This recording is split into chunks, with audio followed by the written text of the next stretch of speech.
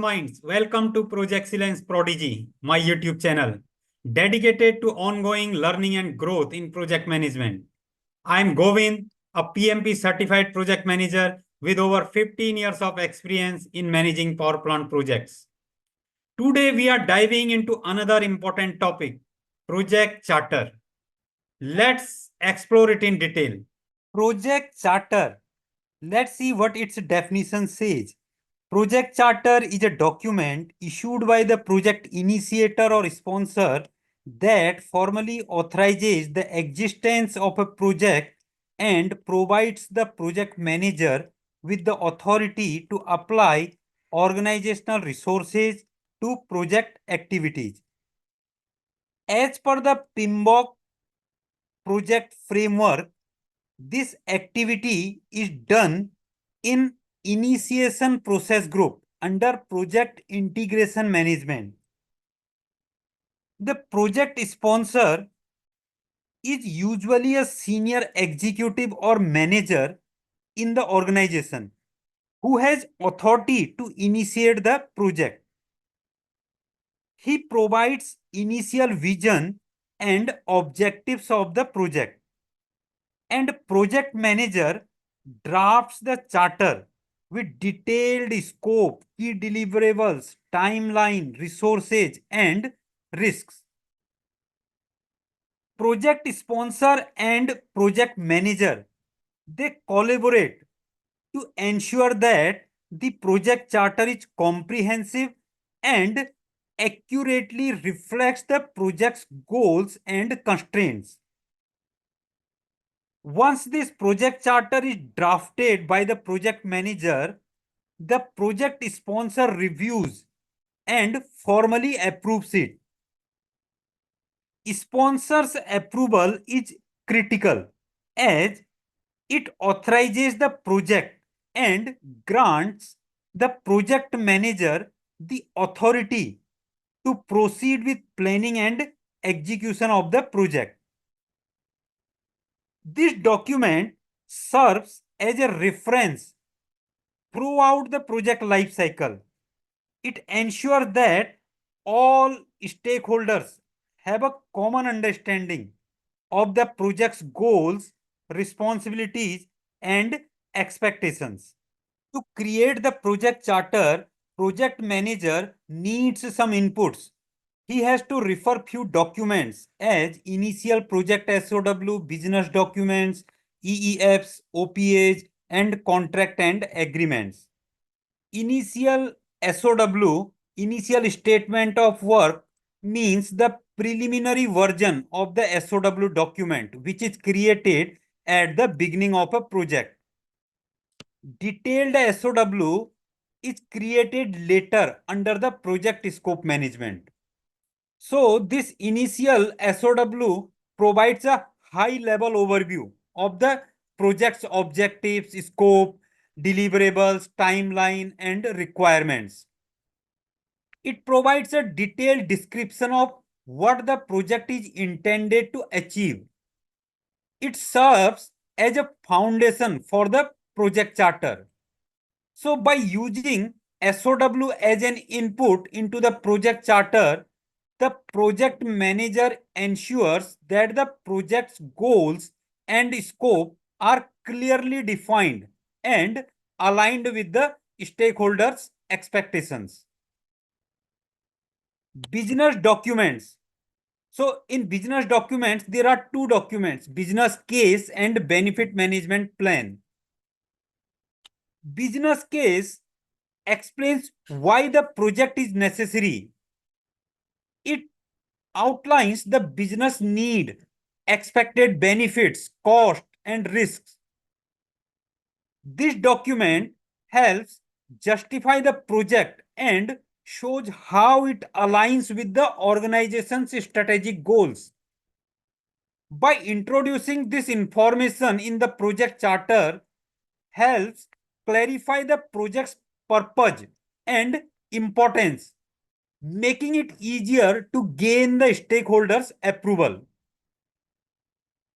Similarly, for the benefit management plan, It details how the project's benefit will be realized, measured, and sustained after the project is completed. It outlines the expected value the project will deliver to the organization. By including key aspects of the benefit management plan in the project charter, ensures that everyone understands the long-term value and success criteria of the project. Next input is EEFs, Enterprise Environmental Factors.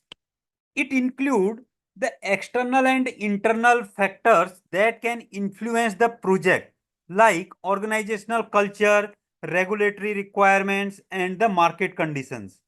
So these factors provide context and constraints that must be considered when drafting the project charter.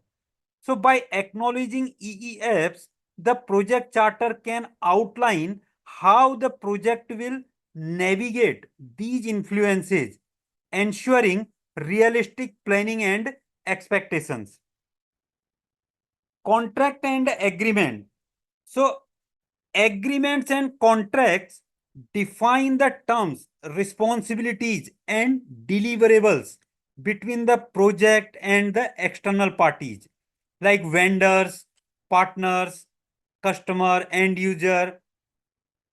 Contracts can be in various forms, like memorandum of understanding MOUs, service level agreements, SLAs, or LTSAs, long term service agreement, letters of agreement, LOA, letters of intent, LOI, verbal agreements, emails, or any kind of other written documents. So these documents help in establishing clear roles and expectations. So including this information in project charter ensures that all parties involved understand their obligations and the scope of the work to be done. Next is OPAs. OPAs means the organizational process assets. So organizational processes, templates, historical data, and the lessons learned. So they provide valuable guidance and the best practices that can be used in creating the project charter. So by leveraging OPAs, the project charter can be developed more efficiently and consistently with organizational standards, reducing the risk of errors and ensuring the adherence to established procedures. Next is project charter key elements. Project charter records the high level details about the project and the product, service, or results it aims to achieve. So basically, the project charter summarize the whole project. So we go through the key elements of the project charter. What should it contain? So the very first thing is project purpose. The fundamental reason for starting the project, explaining the business need or issue it intends to solve. Second, measurable project objectives and related success criteria. So clearly defined quantifiable goals the project seeks to accomplish, along with the metrics used to determine if these goals are achieved. High level requirements, the critical features and capabilities the project must have to meet stakeholder expectations and project goals. High level project description, boundaries, and key deliverables. A brief summary of what the project involves, its scope, limitations, and the main outputs or results it will produce. Overall project risk, the general level of uncertainty and potential obstacles that could affect the project success. summary milestone schedule, a timeline outlining the major phases and key dates for completing important project milestones, pre-approved financial resources, the budget and financial resources that have been allocated and authorized for the project. Key stakeholder list, a list of individuals or groups with a significant interest or investment in the project and its outcome. Project approval requirements, the standards that determine project success, who is responsible for evaluating it, and who has the authority to approve the project. Project exit criteria, the conditions that must be met for the project or any of its phases to be considered as closed or ended. Assigned project manager responsibility and authority level. The designated project manager's name along with his roles, responsibilities, and decision-making authority. Name and authority of the sponsor or other person authorizing the project charter. So here the name of the sponsor or individuals who have the authority to approve and sign off on the project charter. So these all are the key elements of the project charter. Let's frame these key elements into a real life scenario and draft the project charter. It is true that theory concepts are often complex and boring, but if we can relate those with some real life examples, they become interesting and remains forever in our mind, isn't it? Remember, in our childhood, when our parents or teacher taught us the alphabets first time A, B, C, D, learning these alphabets became easier when we understood their application as A for apple, B for boy, C for cat. Also, the visual display of these things. We apply the same principle here in our platform. We simplify complex project management concepts and connect them to real world examples to make learning these complicated topics both engaging and effective. Here we are taking an example of project installation and commissioning of 20 megawatt capacity solar power project. Project sponsor here is Jane Smith, who is the CEO of Green Energy. Project manager David Clark. So we are drafting the project charter here. If we recall the last slide, the first key element was project purpose. So in this example, our project purpose is to install and commission a 20 megawatt solar power plant to provide renewable energy, reduce carbon emissions, and support the growing demand for sustainable power solutions. Second key element is measurable project objectives and related success criteria. In our case, our first criteria is successfully install and commission a 20 megawatt solar power plant by December 31st, 2024. The project is considered successful if the plant is fully operational and ready to generate electricity by the end of 2024. Meeting this deadline is crucial for keeping the project on schedule and within budget. Second criteria is achieve a minimum annual energy output of 25,000 megawatt hour. The plant is successful if it produces at least 25,000 megawatt hours of electricity annually. This will ensure that the plant is performing as expected and providing a return on investment. Normally, the CF for solar power plants across the world is in the range of 15 to 25%. If we consider minimum CF of 15% in our case, so our power plant should be able to generate around 26,000 megawatt hour per year.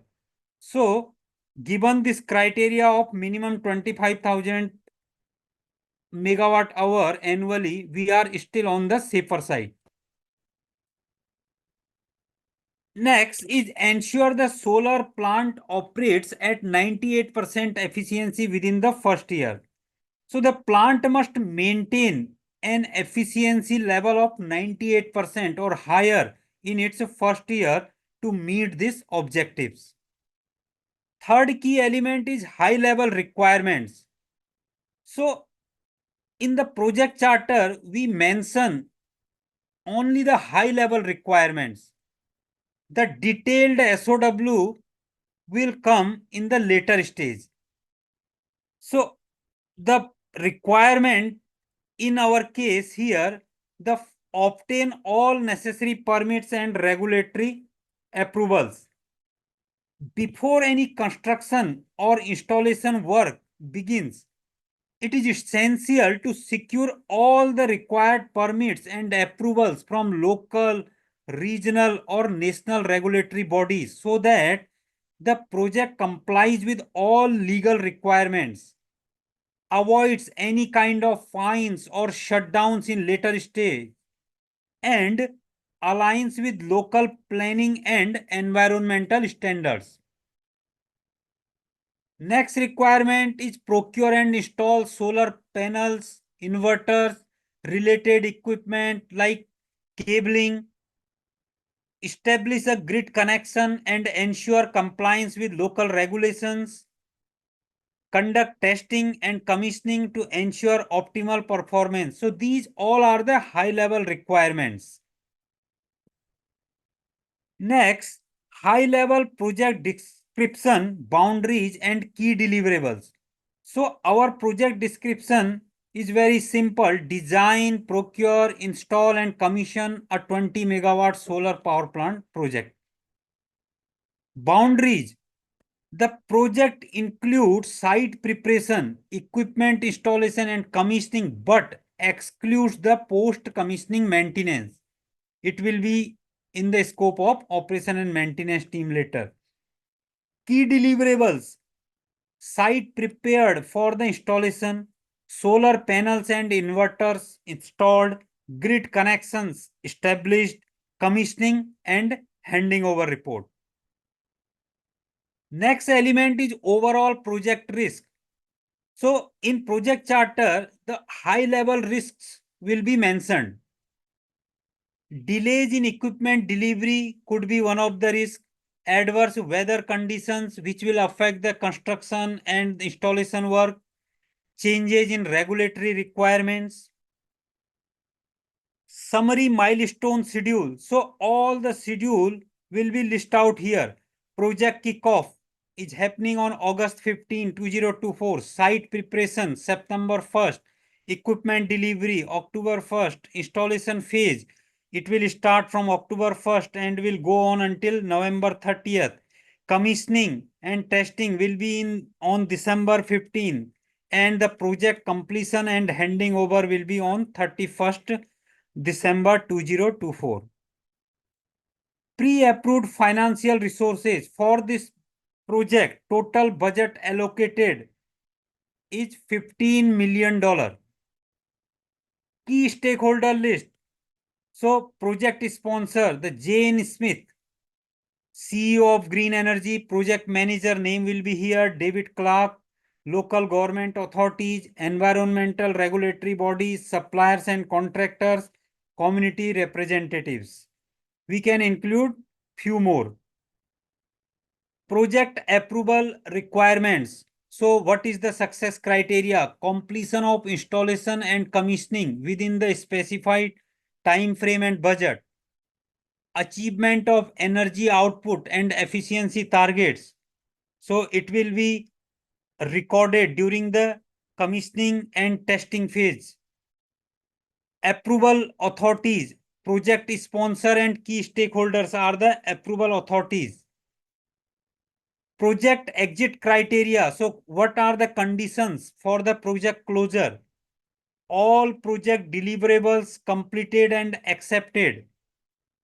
Final project report submitted and approved.